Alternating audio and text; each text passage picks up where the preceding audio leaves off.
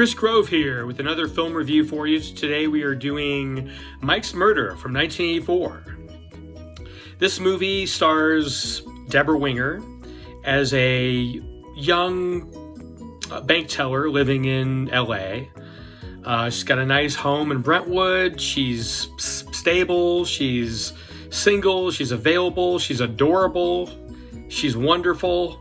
I totally love her in this film. Anyway, she falls in love with her tennis instructor, as we all do. You know, that happens. And her tennis instructor is Mike Cichutski, played by Mark Keown.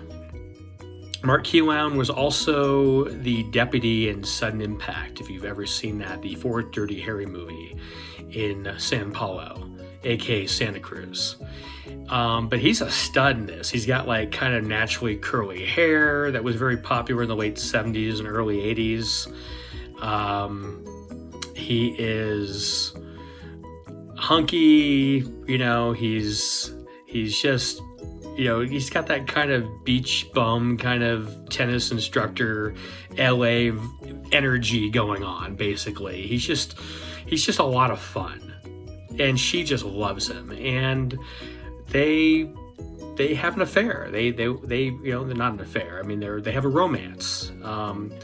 And she has this sexual awakening with him, which is beautiful and it's awesome. But he's very non-committal, and it'll go from, like, you know, calling her here and there to maybe it'll be like months, you know, before he calls again. And he's kind of got a shady side too, which she learns more about in the movie. As the title predicts, Mike gets murdered. And this was an interesting production. It was actually filmed in 1982, in the summer of 82. It wasn't released until 84.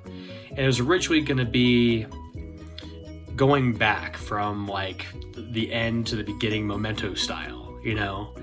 And, you know, with the middle being like the murder scene. And they actually do show the murder in all its gruesomeness. This, they show the aftermath. It's a realistic aftermath, but they don't show the actual murder in this version. So James Bridges, after a horrible test audience experience and Warner Brothers demanding a reshoot, they had to go ahead and re-edit a lot of things. So that's what he did. So anyway, she falls in love with her tennis instructor, and you know, she sees him one day just kind of walking down Sunset Boulevard in LA. You know, she's driving to work or coming from work or whatever, and she sees him, and it's right at the corner of Sunset and Barrington. And I'll tell you later about why that intersection is so significant, because it's sort of based loosely on a true story, true events anyway. And that intersection comes into play later on in the real events. So, but anyway, she picks him up, and he's on the run from rival drug dealers. He and his partner, Pete is played by Daryl Larson, and he is just a bad influence on Mike, and he gets him in all kinds of trouble. Like, they deal on other people's turf, and then they get threatened with, "I know where you live," you know, and "I'm coming for you." And it's scary stuff, because these people mean business. So far, they've only messed with what Pete calls small potatoes. They haven't met with any real powerful drug dealers yet, you know, that might actually murder them. But since this is called Mike's Murder, spoiler alert, he gets murdered. And that happens. So Betty basically is just beside herself, and because she really loved the guy, and he gave her this wonderful sexual awakening, and she's on cloud nine when she's with him, but she knows he's kind of trouble too, but he's oh so adorable, you know. Like I said, he's got the curly kind of blondish brown hair that was so again popular in the late 70s, early 80s. He looks, kind of like the Willie Ames style, if you will, kind of that thing going on. Tennis instructor, hunky beach bum, LA early 80s studly energy, basically, is what this guy is projecting. So she's just into him. She's just down with this guy. And she's in love, even though he's flaky as hell, and she doesn't really know him. So now she wants to get to know him and find out what happened to him and what the hell he was into. So that's the rest of the movie. And I'll kind of take you through some pivotal scenes, but it's, without giving away a lot of spoilers, but it's definitely worth checking out. What makes the movie so special is this was very personal to James Bridges and to Paul Winfield. Paul Winfield plays the guy that brought Mike out to LA. He was in Indiana, I believe, and he came out and the real life Mike is named Mark. And he picked up Mark in the Midwest, brought him out to LA. And he didn't really want to be an actor, but he wanted to work in film, and he's good looking, and he has the whole LA vibe, and he totally had that thing going down. So Paul Winfield is actually gay. And so is James Bridges, the director, by the way, and his partner is producer on this whole thing. So they kind of take a look at the bisexual scene in early 80s LA too, which was very brave for that time. Just very brave, because people weren't really down with the gay scene or the bisexual scene. Even in LA, which is even more open-minded than other places, I would say, LA and New York and possibly Chicago, but then the rest of the country kind of comes around eventually to new things, and we're experiencing that today, so here we are. So it takes a very complicated character, and takes a look at his life. This guy is a tennis instructor on one hand, but he's also dealing drugs. And why is he dealing drugs? Because that's the only way he can afford his Brentwood apartment. Is by dealing drugs. Well, he could get an honest job like Betty has, because she also lives in Brentwood, and she's a bank teller, and who just got a promotion. Why is this important? Because it talks a lot about LA and LA culture, and that fascinates me, especially how LA has evolved over the years. And Los Angeles back then was, I guess you could afford a home in Brentwood if you were a bank teller. I guess that's doable. I don't know. Maybe. But a guy who's just, like your part-time tennis pro, he's gonna have to do something else. So his buddy Pete, because he doesn't want to earn a real living, teaches him how to, hustle coke.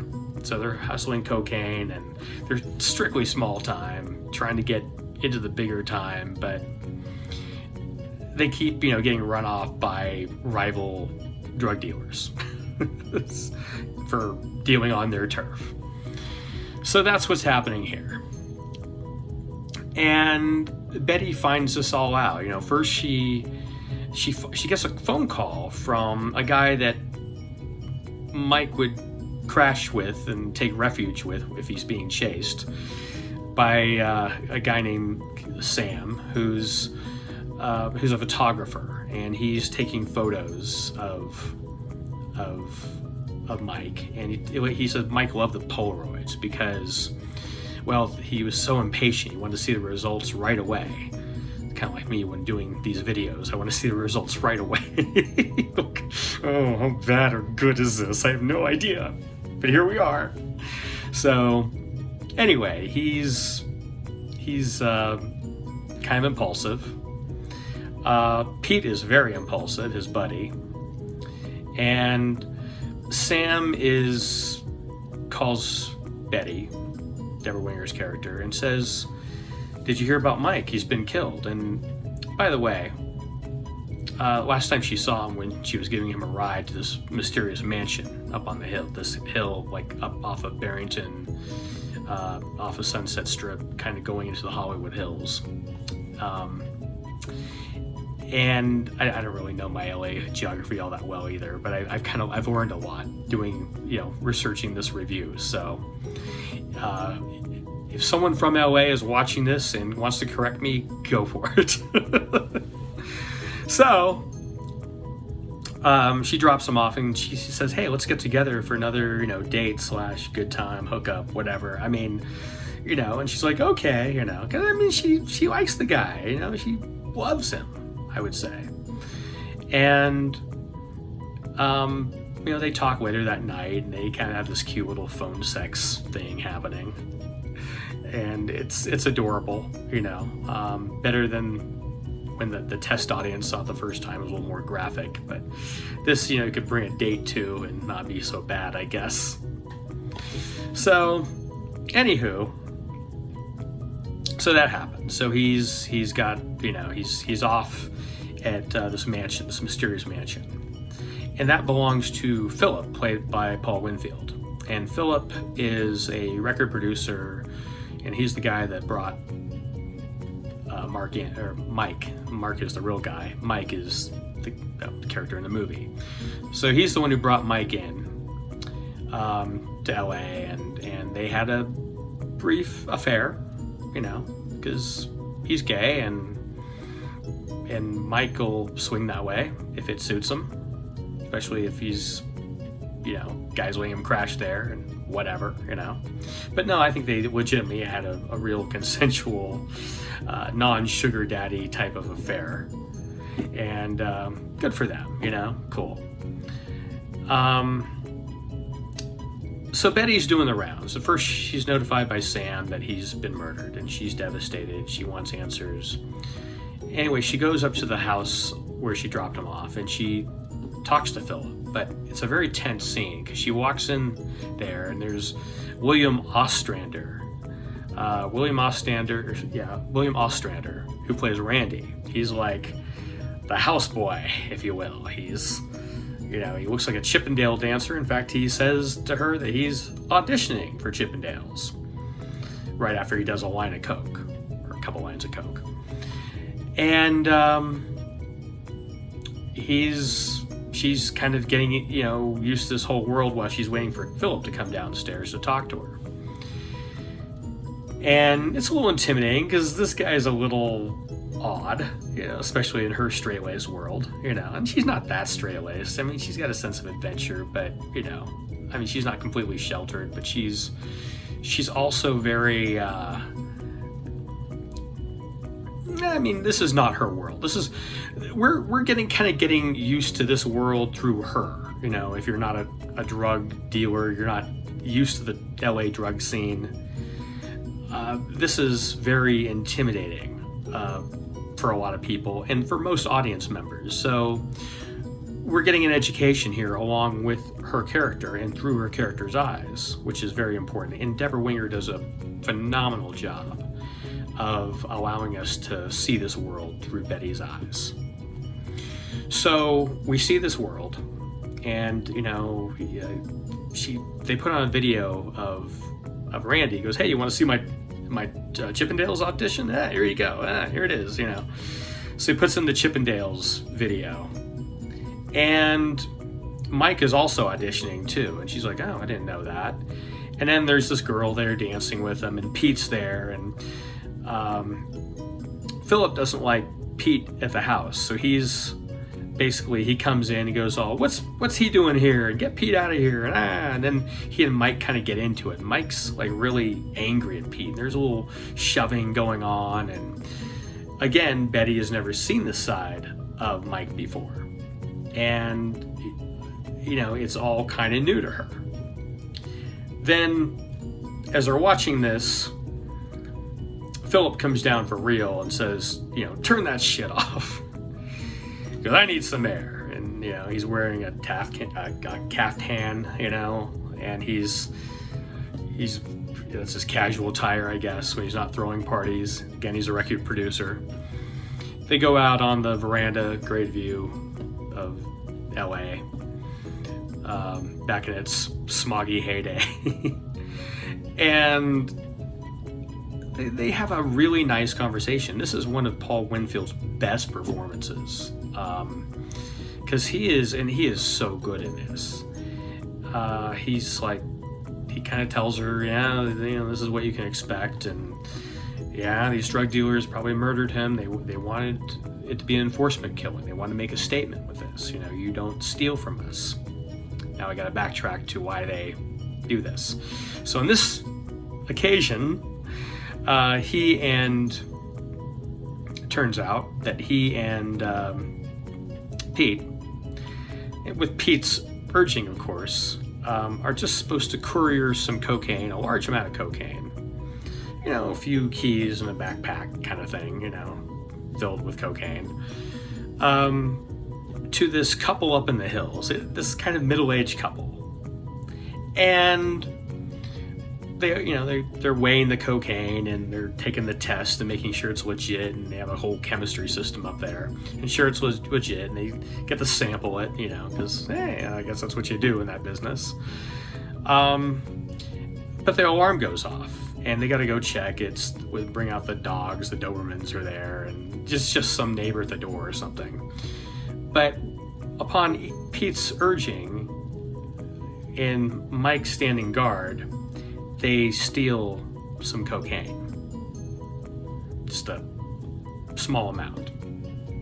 Few ounces, a little baggie here. And he's like, hey, they already weighed it. I'm like, they're not going to weigh it again when you leave, And of course they leave, and they're like, thank you very much. And it seems like a very sweet couple, but they're coke dealers, and they're high-end coke dealers. And so they're off, and he goes, relax, and I'm going to, they already weighed it. Again, they can weigh it again. So Pete's kind of a dipshit. He just is. So the plan is he's going to go by Mike's place and drop him off, and then take him to Betty's, because Mike doesn't have a car. He's just running all over LA on foot, which no one ever does, but hey, he's doing it, so more power to him. Anywho, so he drops him off in front of his apartment, parks across the street. Mike is running in. You want to get him confused with the real life guy, Mark. Mark was the real life guy, Mike is the character. It's Mike's Murder, that's the name of the movie. Cool. So Mike goes in, and he's immediately, kind of grabbed by these two shadowy figures and taken into his apartment, where Pete just bails. He's like, oh, he's dead. And he just bails. And Pete goes down to his Venice Canal home, and I looked it up. And I'm like, ooh, that's where he lives. Nice. Little cottage homes on the Venice Canal in Venice Beach. Very nice. Anyway, so he kind of parks a block away, walks up, kind of looks down at his place, and he sees, he sees like these shadowy figures in front of his place. So he's like, yeah, I'm not gonna go in there. This isn't happening. So he goes back to his car, and someone pulls up behind his car, and he kind of runs across the bridge and hides out for the night in this, I guess, the HOA clubhouse or whatever. And he's basically on the run for the rest of the movie. Just trying to figure out how to get out of this situation, and calling people he can trust, or he thinks he can trust, and all that good stuff. And it ends, of course, with him and Betty having a bit of a confrontation. He basically goes to her home after being dropped off by her friend, played by Brooke Alderson, and she plays Patty. And Brooke Alderson is kind of important because she was also in the last James Bridges Deborah Winger collaboration, which was Urban Cowboy, starring John Travolta and Deborah Winger, of course. Which is, yeah, I know, James Bridges directed that as well. I kind of like this movie better, to tell you the truth. It's more haunting. It really is. And the confrontation when Pete, she drops, Betty is being dropped off at her place, and she has the key still in the door, and Pete grabs her and takes her inside, and he's coked out of his mind because he keeps doing knuckle bumps or whatever they are, key bumps or what they call them, I guess. Knuckle bumps, where they got that from. And he's just really, he just keeps doing a little cocaine here and there out of the little stash that he stole. And he's just out of his mind by this time. He's been up all night before, running all day, and he's just out of his mind at this point. So he takes her hostage. I don't think he even knows what his plan is. And I'm going to leave it there. For people that haven't seen this film, that want to go check it out. And it's free on YouTube, by the way. Shh. I hope it doesn't get taken down. Because I just said something. But it's really great, and I want it to remain up there. So no one checks out my channel right now anyway. So cool. I think we're safe. Anyway, it's a good movie. It's a haunting film. And it's haunting on so many levels. And I'll go back to the personal part of it. First of all, James Bridges wanted another film to do with Debra Winger. He wanted to direct her in something new. And he basically wrote this for her, but based on his own experiences with the real life Mike, who was Mark. And Mark, I guess James Bridges and his partner, Jack Larson is his name. He's his producer, who produces all of his films. They're life partners and they're collaborators. And in an interview, Jack it's online, very good interview, by the way. He tells all the details about making this film, and that the distributor underneath it, the Ladd Company, which was kind of a popular one in the early 80s, was all for it. But Warner Brothers wanted another surefire hit. They wanted another urban cowboy. And they weren't sure this film was going to sell. And they didn't help out with advertising much. They had to do that re-edit, that reshoot, make everything more linear and not, go in reverse Memento style. So they had to do all that. And, I guess it did modestly well, but I remember seeing it in the video store. And it's got, I'll show you the cover. Well, probably saw it if you watch this, because I do stills at the beginning and end. That's how I roll. So you'll see it there.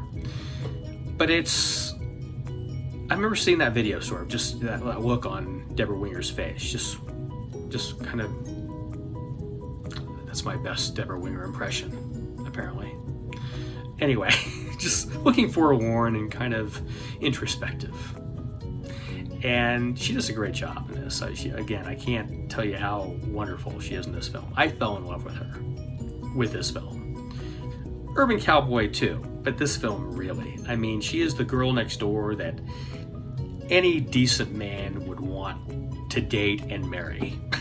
She just is. She's just amazing in this. And so the personal story with the director is he knew Paul Winfield. And, they're all friends.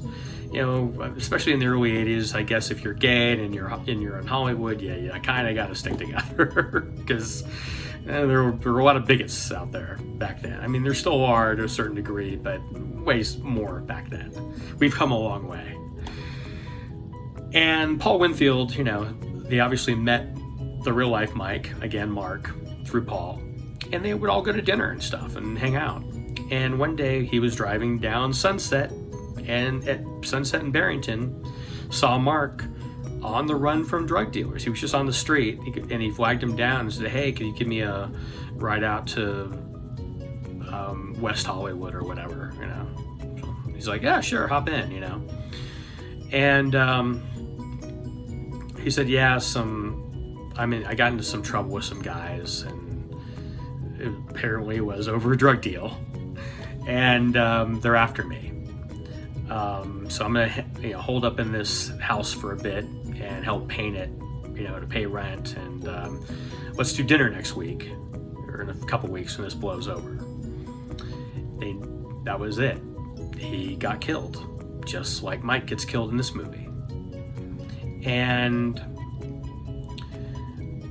the actual location for where he gets killed, it was 1020 Granville in Brentwood. And it still has the awning in front of the apartment building, everything else. His apartment was 220. I think from what Jack Larson said in his interview that may have been the same location where Mark actually lived. And again, they don't show the murder in the when they had to re-edit this thing, but they show the aftermath, where after Betty goes to Sam's and goes to Phillips, and she goes by his place and walks in, and she basically walks in on a crime scene, which I don't think would happen today, but it is a residence and people have to live there and walk down the hall. So she kind of peeks her head in the door and she sees just blood on the carpet, blood on the walls. It looked like Mike had been bludgeoned to death, stabbed, and then, apparently got his throat slit or something. So, I mean, it's pretty horrific. And in talking to some real life LAPD detectives at the time, they said, what does Hollywood get wrong when they show a crime scene, a homicide scene like this? And the guy said, not enough blood. In reality, there's blood everywhere. It's not just a little pool of blood. It's blood all over the carpet, all over the walls. It's everywhere. And it was all over his Polaroids, his precious, I can't wait to see how I look Polaroids when he's getting his picture taken. So it's all over the place. And it's pretty horrific. And it's haunting too, especially because they don't see it. There's a lot left to the imagination, which always got me. Ooh, what happened? Did they interrogate him first? They immediately start stabbing? What did they do? This is crazy. And of course, I want to see the original director's cut, which will never see the light of day because James Bridges passed away, and now his partner Jack Larson, who had a copy, passed away too. But he was trying to get that out there. He was trying to get it on DVD. Mike's Murder, the director's cut, but it just, I don't know. I guess they didn't get enough support from Warner Brothers, and it wasn't like it was a major hit. But to me, this is a really good film, and I want people to be aware of it, which is why I'm doing this review. This film does end on a positive note. I won't go into why, but I'll just say that there's closure, because I don't want to really spoil anything. There is some closure, but it's bittersweet, but there is closure to the film, and that's all I'm going to say about that. In the words of Forrest Gump. So, if you like neo-noir, if you like romance, drama, murder, mystery, intrigue, that's very true to life, and definitely a slice of early LA, early 80s LA, especially if you're interested in the underbelly of LA at that time, I would definitely check this movie out. It's definitely worth a watch or two. And again, it's on YouTube, so check it out. Till next time, this is Chris Grove saying sayonara, and be excellent to each other. Amen.